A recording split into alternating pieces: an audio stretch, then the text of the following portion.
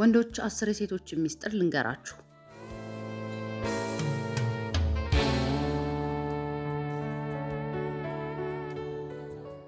ወንዶች ከሴቶች ጋር ለሚኖራቸው አጠቃላይ የፍቅር ቁርኝት ምን እንደሚወዱ፣ ምን እንደሚጠሉ፣ ምን እንደሚፈልጉና ምን እንደማይፈልጉ 10ሩን ሚስጥሮቻቸውን ተረድተህ የፍቅር ህይወትህ እንዲሰምር እመኝልሃለሁ።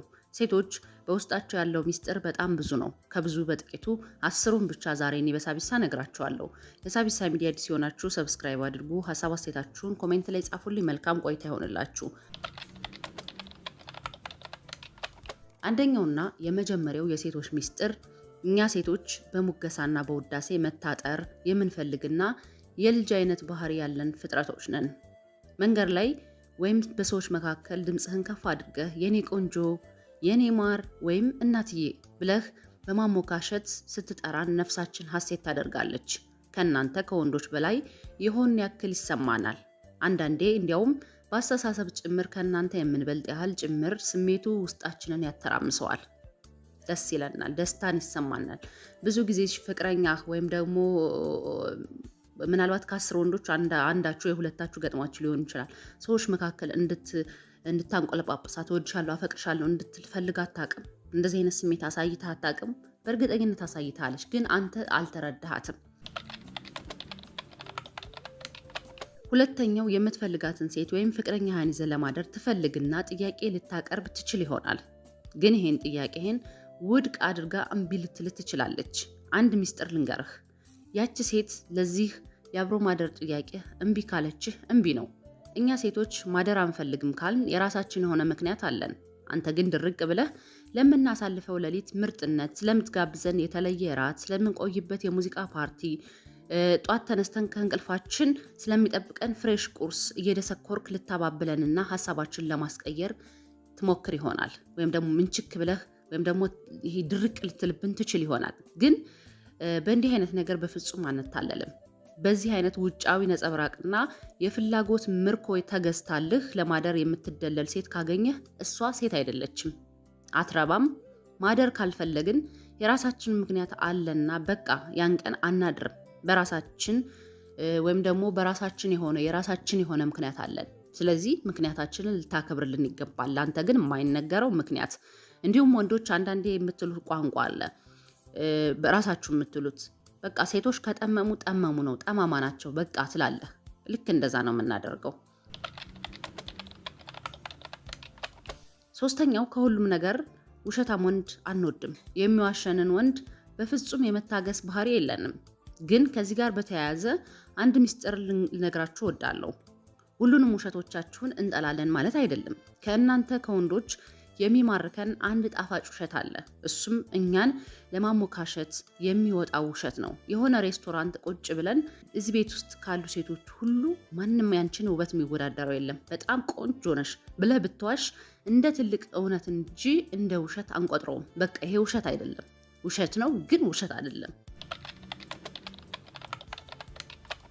አራተኛው ስለ ቀድሞ ፍቅረኛ መጥፎ ነገሮችን እያነሳህ እኛን ያስደሰትክ መስሎህ ስታወራ በፍጹም ደስ አይለንም። ደስተኛ አንሆንም ብቻ ሳይሆን ጥቁር ነጥብ ወይም ደግሞ ጥቁር መዝገብ ውስጥ እየገባህ መሆኑን አትርሳ። አንደኛ ስለ እሷ መጥፎነት በእኛ ፊት መቀባጠርህ የሚያሰጥህ ምንም አይነት ነገር የለም፣ ወይም የሚያስወድስ ነገር የለም። ማርክም አያሰጥህም። ይልቅ ከዚህ ውስጥ ነቅሰን የምናወጣው ያንተን ቀሽምነት ነው። እንዲህ አይነት መጥፎ ባህሪ ከተሸከመች ሴት ጋር ትዕግስትህን ተላብሶ የኖረ ምን ያህል ደደብ ቢሆን ነው የሚል ሀሳብ በአንድ በኩል ሲሰርጽብን፣ በሌላ በኩል ደግሞ አሻግሮ የመጪውን በሚያየው ጥንቃቄያችን ይህ ሰው ወደፊት ከእኔም ጋር በአንዳች ምክንያት ስንለያይ ለተረኛዋ እንዲህ ነው የሚወጭቀኝ ማለታችን አይቀርም። ቀጣይ ከኔ ጋር ሲለያይ ሌላ ሴት መጥበሱ አይቀርም፣ ፍቅረኛ መያዙ አይቀርም ምናልባት ብንለያይ። ስለዚህ እኔንም ሄዶ እንደዚህ ነው የሚያማኝ ብለን ነው የምናስብ እንጂ የምንሰጥ ማርክ አይኖርም። አምስተኛው ስለ ቀድሞ ፍቅረኛ መጥፎ ነገር ብቻ ሳይሆን መልካም ነገሮችንም ስትቀባጥር መስማቱ ይደብረናል። በጥሩ ጎን ይህንን ወሬ ስንመነዝረው ከዚች አይነቷ መልካም ሴት የተለየው እሱ ጥሩ የሆነ ባህሪ ስለሌለው ነው የሚያስብል ጥሩ ሰው ተንከባክቦ የማቆየት ብቃት የሌለው ጅላንፎና ደካማ ስለሆነ ነው ብለን ስንታዘብ፣ በሌላ በኩል ደግሞ ካሁኗ ይልቅ የበፊቷ ትበልጥ ነበረ አይነት የጸጸት ኑዛዜ ስለሚመስለን የበታችነት ስሜት ውስጣችን ሊገባ ይችላል። በመጥፎም ሆነ በጥሩ መልክ የተዘጋ መዝገብ ከፍቶ መቀባጠሩ ምን አመጣው?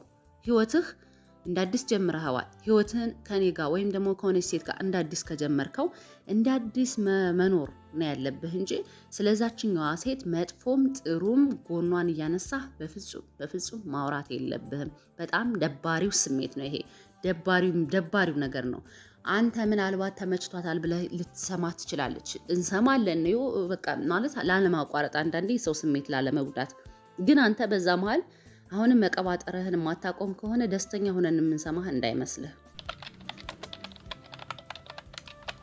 ስድስተኛው ምንም የማይቆጣ የማይነጫነጭ የማያጉረመርምና ስሜቱን ውጦ ጭጭ የሚልን ወንድ በጣም ነው የሚደብራል። ለምን መሰለህ? አሪፍ ወንድ ከሆንክ አንተ የገባህ ወንድ ከሆንክ አልፎ አልፎ እነዚህን ነገሮች ማንጸባረቅ ይኖርብሃል። የቱን ካልከኝ ነጭናጫነትህን ካልቀና ካልተበሳጨህና ቅር ባለ ነገር ላይ ካላጉረመረምክ ከአሻንጉሊት ወይም ደግሞ ከሮቦት በምን ትሻላለህ? ግን ይሄንን ስሜት ለመፍጠርም የጊዜ ገደቡ በጣም ወሳኙ ነገር ነው። ከፍቅረኛ ጋር የጀመርከው የፍቅር ግንኙነትና ትውውቅ ገና 6 ወሩ ወይም ደግሞ 6 ወር ያልደፈነ ከሆነ መነጫነጭና መበሳጨቱን ባትሞክረው ይመረጣል። ያለበለዚያ አሽቀንጥረን ልንወረውርህ ስለምንችል ማለት ነው።